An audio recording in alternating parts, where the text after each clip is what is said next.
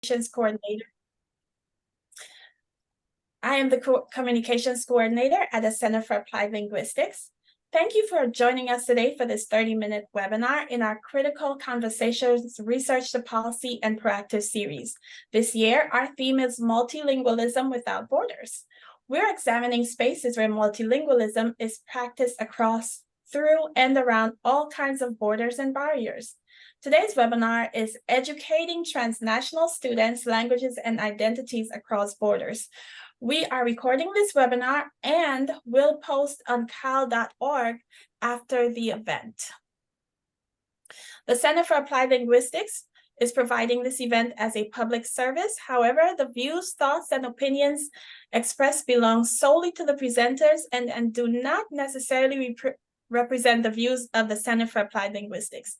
Our panel comprises of esteemed experts who work at the intersection of research, policy, and practice in language education, language access, and equity. You can learn more about our guest speakers on the webinar's cal.org webpage, where you can also find resources they may reference during today's call. After the call, we'll update the page with the call recording and email the link to our attendees. We encourage you to ask questions via the Q&A box. We'll answer as many questions as possible at the end of our discussion. It's an excellent opportunity to tap into the incredible wealth of knowledge we are fortunate enough to have on today's call. Also, click the chat button on the bottom of your screen anytime to share your thoughts and comments. Try it out now by letting us know where you're listening from today. I will now pass the microphone to our facilitators, Shondell Nero, Cal Board member and Professor of Language Education at New York University, and Kira Ballantyne, Vice President of Programs and Development at Cal. Thank you very much, Althea, for that welcome, and welcome to everyone. Good afternoon, good evening, depending on where you are in the world. Welcome to our panel. I'm Shondell Nero, and with me today are two distinguished guests.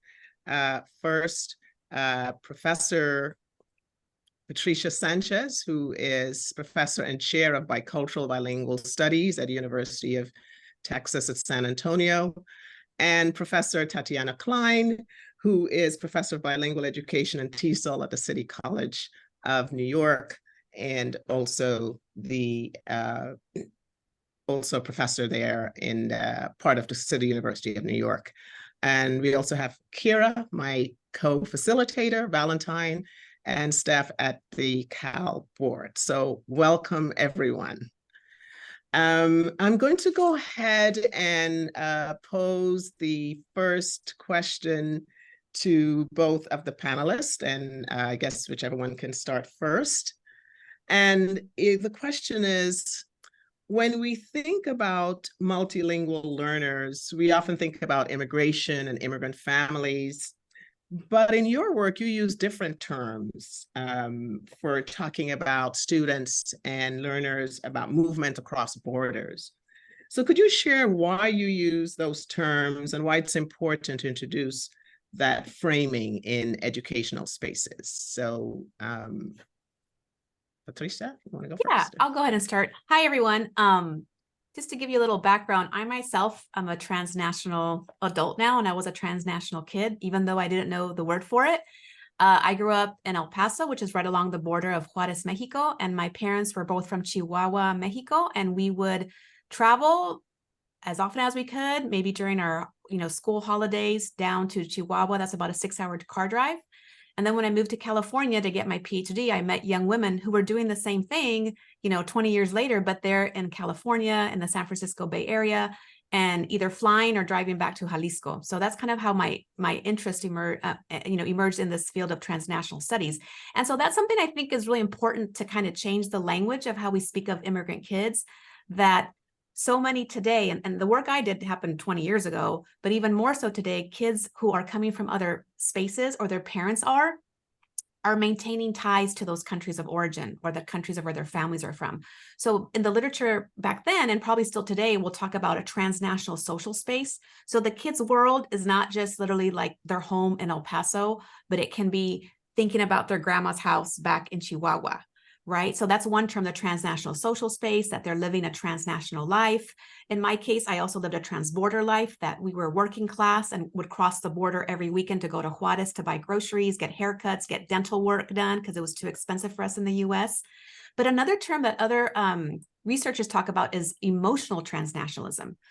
There's some researchers that looked at children who are growing up in Filipino American homes, and the parents are from the Philippines, but the kids were born in the US and have never been to the Philippines, but they're being raised as if they were in the Philippines. So there's this emotional tie to your parents' sense of origin and country, and you're also being influenced by that.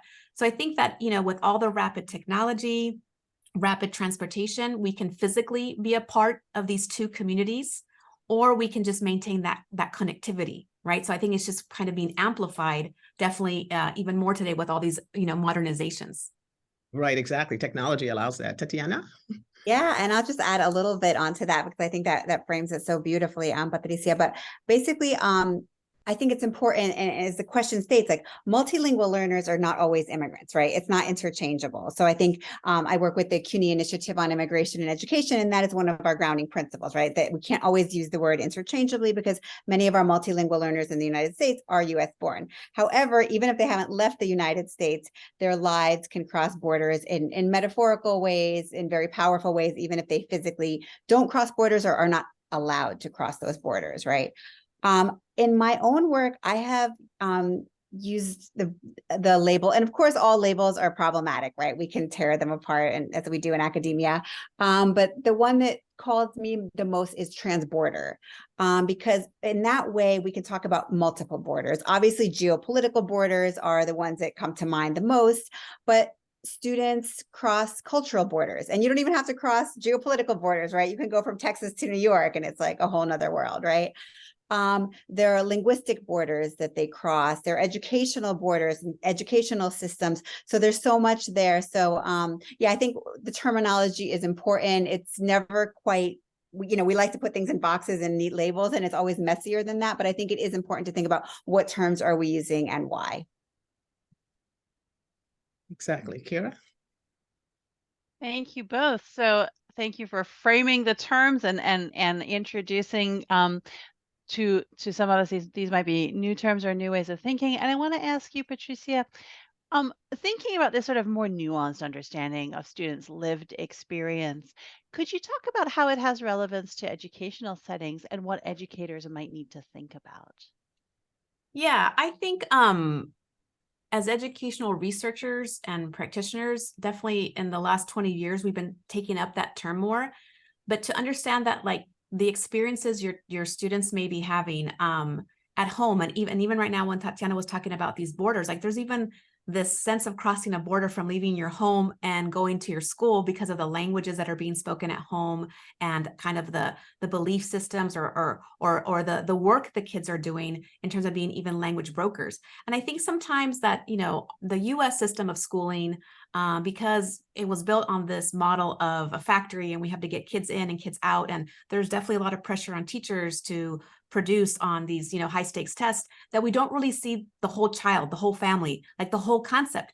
And so for a while, right, we were working with educators and administrators, like, think about what's happening in the home, look at the literacy practices, let's harness some of that, the funds of knowledge, let's bring it to the classroom. So what I try to do in my research, and think about beyond that, what are the funds of knowledge when they go back to their home countries, if they're able to travel there, and what are the things they're learning there? Like, they're looking at, I saw it in the work I did with the teenagers in California, the gender construction is so different that's happening in the spaces in Mexico, and they kind of practice this differential consciousness of being a female in that space, and what's it like to be a female in the US space, or what's it like in terms of trying to operationalize, your future dreams and the way you see your cousins negotiating that. So I think that our students who are living these transnational experiences are living much more rich lives that we don't recognize in schools, and either schools may not have the time, or maybe educators have not been given that time to really get to know these communities. I did some consulting in a community in East Texas, and they have one population. It's almost all from one community in Mexico. And they were trying to figure out, how do we connect to the kids? How do we know about the kids? I said, is there any funds for you all to take a trip to the communities where they're from? And you would just learn so much, right? And this was a while ago, but now guess what? There are Facebook groups. There are more videos about how kids and families are coming from. And that would help ground you, like, oh, this is largely a subsistence farming community. This is what they do in their neighborhood. So really trying to understand those backgrounds to me has been something really important, and try to bringing that into the classroom, right? So I think that's something that I would say that for on the practice level would be really important.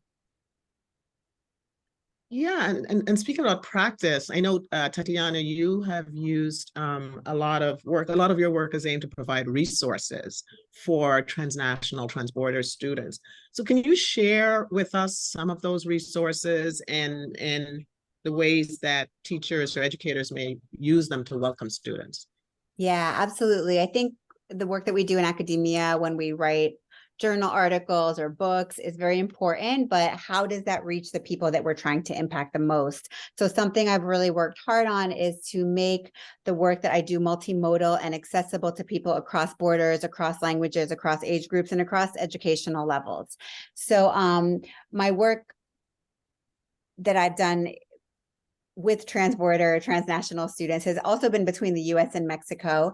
And I actually went there as a Fulbrighter to look at what happens when children and youth either are born or raised in the United States and then find themselves in Mexico because their families were often coerced by policies in the United States, or they rejected being treated in ways that were dehumanizing and decide we're not going to live here like this and we're going to go back, right? Of course, there's people that get deported. Of course, there's people that go back on their own will. You know, I'm going to come here, work, make money and go back. But this was a very specific group. And so what we did to really humanize this, because we get so caught up in labels and statistics, but to put a human face to it, and especially that of students, is we first created a short documentary called Una Vida, Dos Países, Children and Youth Back in Mexico. So you could really see what students' lives are like when they grow up in the US and are in Mexico. And I don't even want to say back in Mexico, right? Because some of them were born here. Why their families chose to return, what schooling is like for them, how they identify across these borders, and how they're treated. So first we did this film, and it's available online and for free, and it'll be posted on the website. But a film for me is always a great starter, but it's not enough, right? We need to continue the conversations. So what we did then was we created a curriculum unit for secondary students around cyclical migration. And it's in Spanish and in English, and it can be used bilingually, of course. But really to have students think about, you know, when you just talk about immigration, often in schools in New York City, where I'm located, my tagline is like, Ellis Island isn't enough. Of course, Ellis Island is fascinating. I love the museum. You know, everyone should go, but we can't just stay at Ellis Island. We have to talk about current immigration issues with our students, because that's what affects their lives. And then we can't just talk about immigration as if we're talking about it in Mexico, going from Mexico to the US, because that's not always the reality either. It could be Mexico to the US, back to Mexico, and then possibly Germany, right? Who knows? So it's really talking to students about what it's really like and how money isn't falling off of trees, and for some people, life is better, but not for everybody, right? And there are people that choose not to be in the United States. So really teaching about those things. So we created a curriculum around that, and also a guide for educators in Mexico, because Mexico is more accustomed to being a sending country historically, right? Sending students and families to the United States. But really what we've seen over the last decade is those numbers are balancing out. And just like they're sending folks, an equal and sometimes greater number of folks are returning to Mexico. So these are some of the resources I see. Like we have, you know, a number of people on this call that have also done research. So what is good is that it's a growing research community of researchers doing this work across the US and Mexico. And it's not just US and Mexico, right? I think it's about our proximity that we often talk about the US and Mexico, but it's so many other countries and continents as well. Thank you. So I wanted to put this question to both of you. As you think about specifically the policy space and how policymakers might be informed by your research, what positive changes would you like to see, and what policy suggestions might you put out there for folks that have the power to implement them?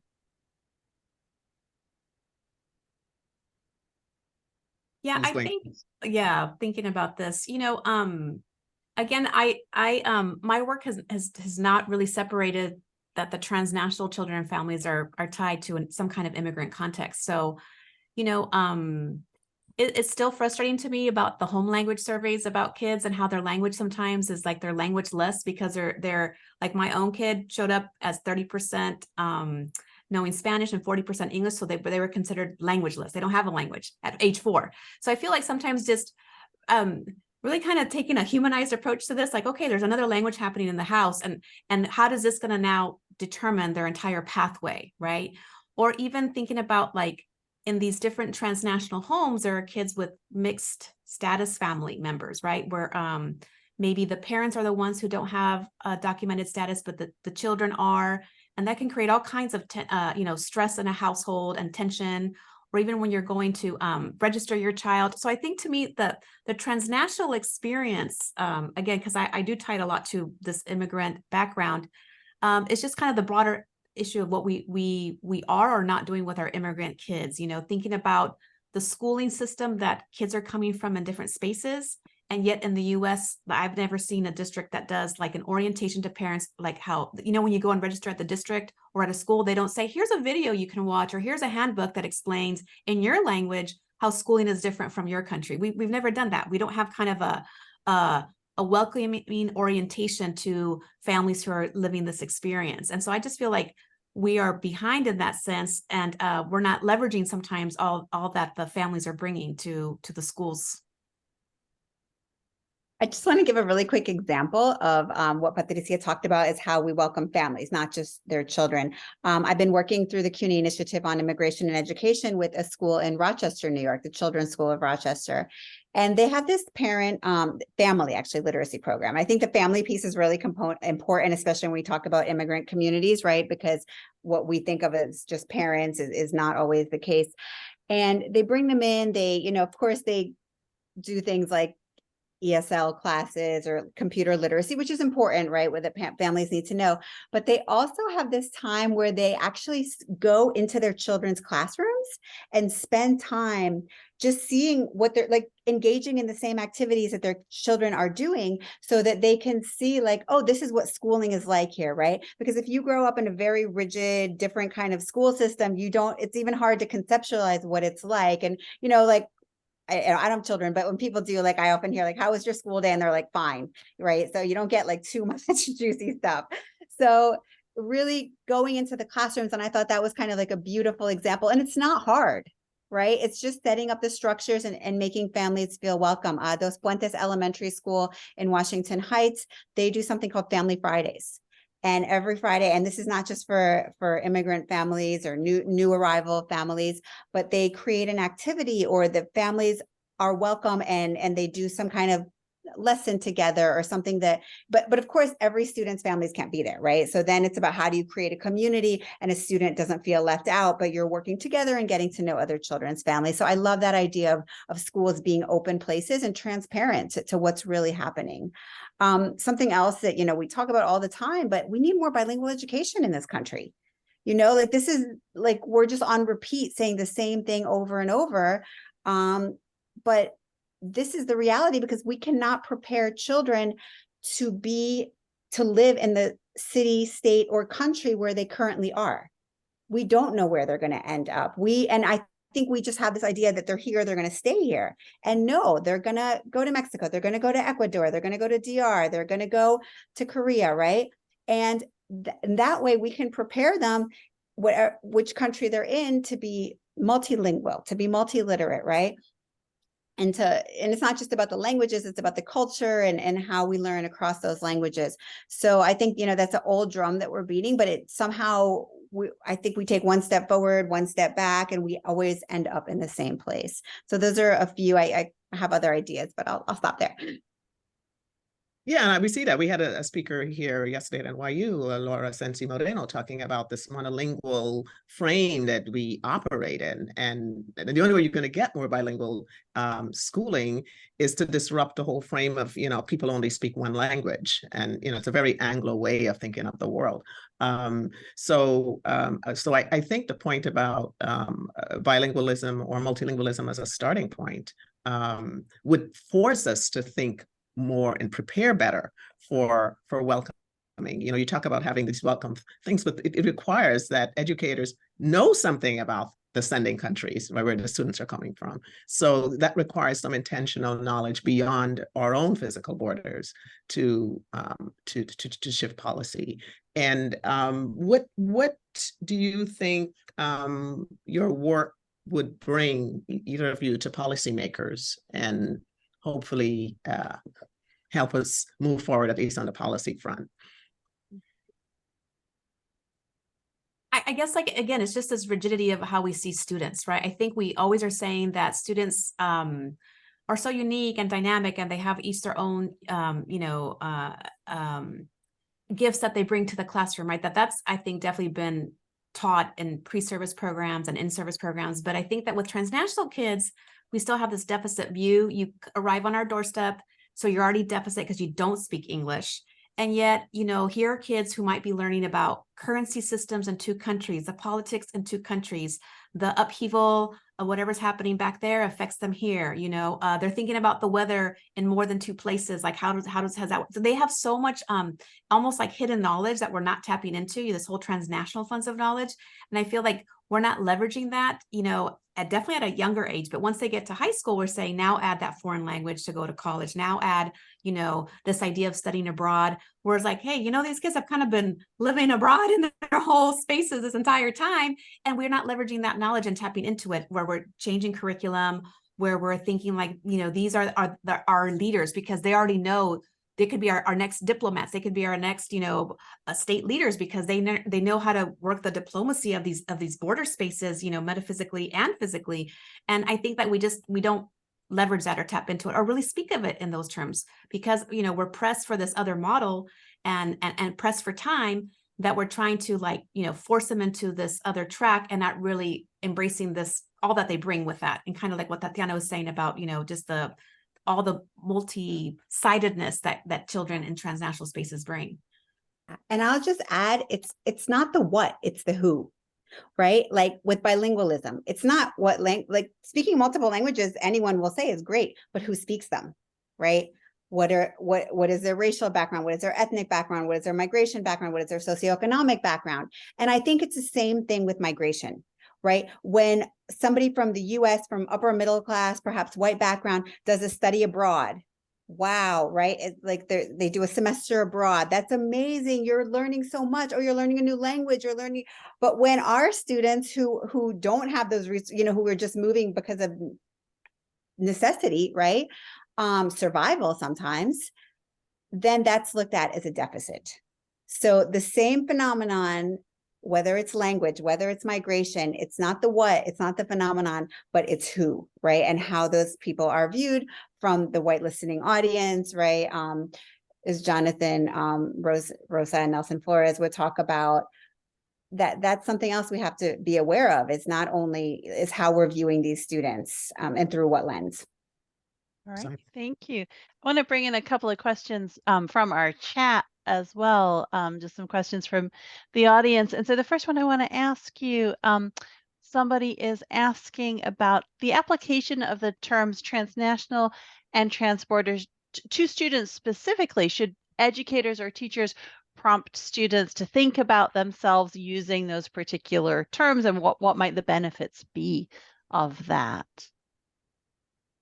I know that the teenagers I worked with, I met them when they were 15 and now they're in their 30s, and they went to college and wrote essays about being transnational. And they said, you know what, thank you for doing that participatory action research project with me. I have a name now for what my family does and what we do, and I'm proud of it.